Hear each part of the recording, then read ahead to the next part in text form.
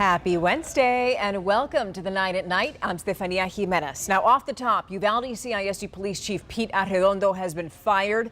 The school board made that decision less than 2 hours ago, and this comes 3 months to the day after the deadly shooting at Robb Elementary. We're going to have more on this story for you tonight on the Nightbeat. Now in other news tonight, a hazing incident under investigation at Alamo Heights High School. It involves football players. The Alamo Heights Police Department says that its department found out about the alleged hazing incident last Friday, and now it's a, quote, open investigation. Now, our sports anchor Greg Simmons has been looking into this. A source told him that the reported hazing involved juniors who made varsity for the first time. A source said that one of the students suffered skin burns and had to be taken to the emergency room. According to sources and not the Alamo Heights School District, a number of varsity players, and we don't know how many, have been suspended for 2 games. Athletic director and head coach at Alamo Heights, Ron Rittiman, told KSAT 12 Sports that he can't comment on the incident because it involves disciplinary action with students, but he did confirm that the Mules are going to play their season opener this Friday night against the Matadors in Seguin. Late this afternoon, the Alamo Heights School District also released this statement, quote, "Last week, the district received multiple messages through our anonymous tip line regarding safety concerns and allegations of misconduct by some players on the football team. The alleged incident did not take place on AHISD property, nor was it during school hours." The statement goes on to say, quote, "District administrators and coaches had no knowledge of any allegations prior to receiving the reports. The district immediately investigated the matter thoroughly and took appropriate action. Because of student confidentiality laws, the district is prohibited from sharing any additional information." In other news tonight, San Antonio police know more about the woman who was found dead on the city's southeast side earlier this month. That woman has been identified as 57-year-old Frances May Stonestreet. Someone found her along East-South Cross near South W.W. White, and now investigators are looking into how she died. One roommate in the hospital, another on the run after a shooting this morning. Happened on the city's north side. We're told the victim showed up at the Migrant Center on San Pedro a little before 3:30, saying that his roommate shot him at his home.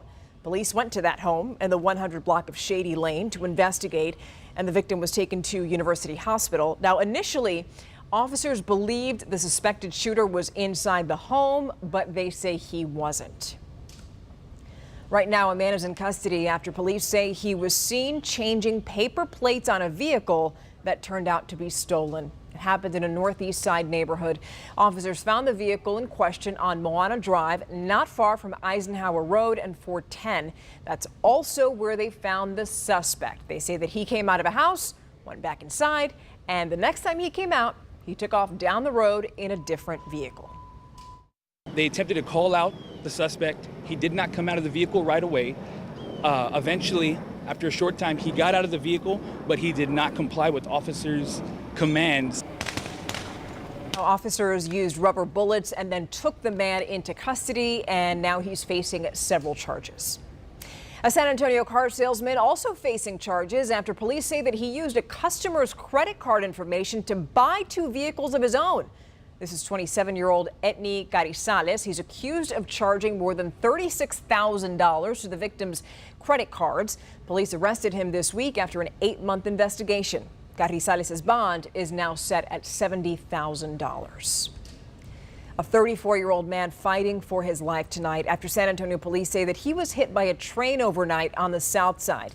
Emergency crews responded to Villamay near South 410 a little before 1 this morning.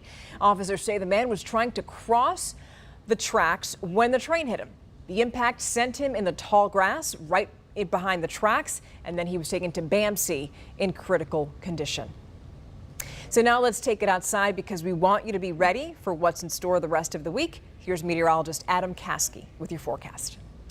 Rain chances falling off a bit overnight, but then they pick up again closer to sunrise on your Thursday. 40%, so widely separated in nature. And then we could see that again into the afternoon as well. 75 in the morning, then a high temperature right around 90 degrees. So Helotes 89, Converse 91, 87 in Bernie and Bulverde. 93 on Friday, mostly cloudy, 30% chance. Weekend looking generally dry, just a couple of stray random pop-up afternoon showers. Low to mid-90s, and then next week, bit of a tropical pattern with a mixture of sun and clouds, and then just sporadic afternoon downpours setting up periodically, but not as much coverage as the past few days, and staying below 100. So here's the thing, we needed the rain, but here's one downside. Remember the West Nile virus? Well, it's been detected in northeast San Antonio. Metro Health says the infected mosquito was collected from a trap near O'Connor and Nacogdoches roads. A team has started treating areas right near that area. Mosquitoes really become a problem with the rain, so the best thing you can do is remove standing water outside your home. That way you don't attract any mosquitoes. A bully with a badge. That's how former Constable Michelle Barrientes Vela was described during day 2 of her public corruption trial. The head of organizing security for county parks told the jury the then constable was aggressive on the phone days before Easter of 2019.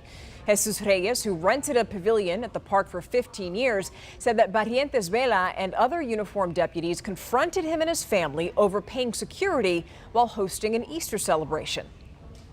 She told me it's better in my interest to pay up the money. Those were her words. Say that again? It was in my best interest to pay up the money. The ex-constable's defense team calls the incident a misunderstanding and says that Barrientes Vela had been told that the Reyes' reservation had been canceled.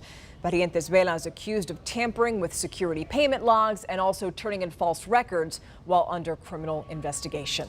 Now, testimony here is expected to begin tomorrow morning or continue tomorrow morning. You could watch the entire proceedings on KSAT.com, KSAT Plus, and our KSAT YouTube channel. Big news tonight when it comes to your money. President Joe Biden announcing a plan to help relieve student debt. Some people can get 10 grand just wiped off, but that's if you're a graduate making less than $125,000, or if you're married and file your taxes jointly, making $250,000. Our Camelia Juarez has the details. Students at San Antonio College and UTSA were pleased by the president's announcement today. I think it'll be really good, especially for students who make a lower income. Finally crawl out from under that mountain of debt. The president's plan allows for up to $10,000 in student loan debt relief on non-Pell Grant loans for college graduates and up to $20,000 for Pell Grant recipients. Although the relief does not apply to people currently enrolled in college, some say it's a drop in the bucket. Personally, I think it should just be percentages of people's debt, not just a $10,000, $20,000 cut. But like I said, it's a start. According to the Biden administration, at least 43 million people will benefit from this. 20 million people will have their debt completely erased, and 60% of federal student loan recipients are Pell Grant eligible. Other students we talked to say the president's announcement means more spending money that goes into the economy. If I go to a restaurant, I could tip a little better because I have extra money, so now I'm helping out the waiter or waitress at the restaurant. So it's going to have this trickle-down effect to help more than just me. While some economists argue it could make inflation worse, but some people we spoke to say the announcement is not enough to address the high costs of college. I mean, what universities and colleges are charging nowadays, it's kind of minute, especially if you're wanting to go into a career field where you're paying over $100,000 for school. So it helps, but not as much as we would hope. The debt cancellation is not automatic. You do have to file a claim. Those details will be released later this year. Camelia Juarez, KSAT 12. We want you to stick around because today marks 3 months since the shooting at Robb Elementary.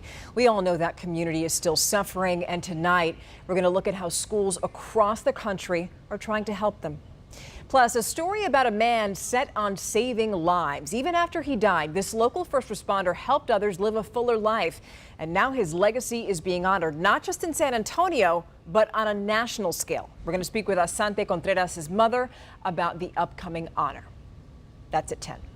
So we're going to have to leave it right there. Thank you so much for joining us. Again, you're watching The Night at Night, and we'll see you tomorrow.